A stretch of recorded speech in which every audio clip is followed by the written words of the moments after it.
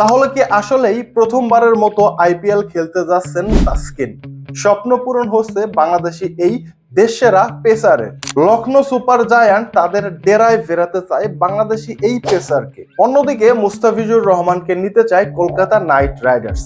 এমনটাই কিন্তু নিউজ ভেসে বেড়াচ্ছে সোশ্যাল মিডিয়াতে। তবে এই নিউজটা কতখানি সত্য, এর সত্যতাই বা কতটুকু, এই ভিডিওতে আমরা তাই তুলে ধরবো। সো ভিডিও পুরোটা দেখতে থাকুন।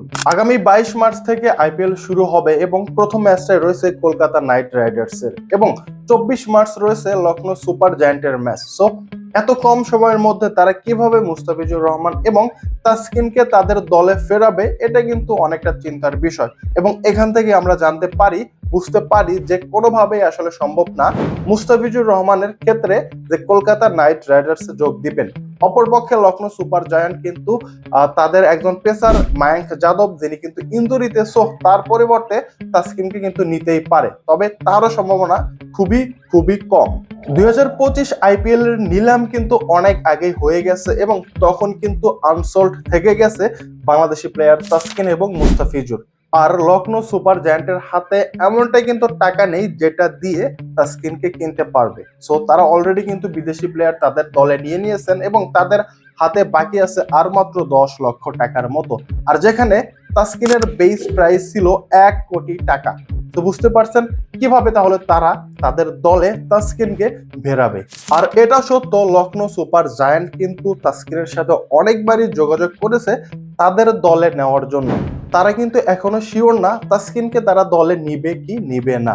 এদিকে শোনা যাচ্ছে লখনৌ সুপার জায়ান্টের পেসার মায়াঙ্ক যাদব, তিনি কিন্তু এখন ইনজুরিতে, সো তার পরিবর্তে হয়তোবা তাসকিনকে তারা দলে নিতে পারে। অন্যদিকে মিশেল মার্শ, তিনিও কিন্তু ইনজুরিতে, তবে মিশেল মার্শের পরিবর্তে তাসকিনকে কোনোভাবে নেওয়া কিন্তু সম্ভব না।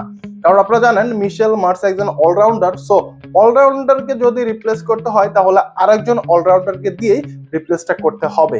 সো এখান থেকে আপনারা শিওর থাকতে পারেন মিশেল মার্শের পরিবর্তে কোনোভাবেই তাসকিনকে লখনৌ সুপার জায়ান্ট তাদের দলে ফেরাবে না। তবে এটা হতে পারে মায়াঙ্ক যাদবের পরিবর্তে তাসকিন খেলতে পারে, তবে তার নিশ্চয়তা কিন্তু এখনো 100% না। এটা শুধুমাত্র আপনারা বিভিন্ন ফেসবুক বা ইউটিউবে নিউজে শুনতে পারবেন, বাট এখন কিন্তু এই বিষয়টার 100% সত্যতা যাচাই করা যায়নি। অন্যদিকে কলকাতা নাইট রাইডার্সে কিন্তু অলরেডি 8 জন বিদেশি প্লেয়ার রয়েছে। আর আপনারা জানেন আইপিএল টিমে নিয়ম অনুযায়ী 8 জনের বেশি বিদেশি প্লেয়ার নিতে পারবে না।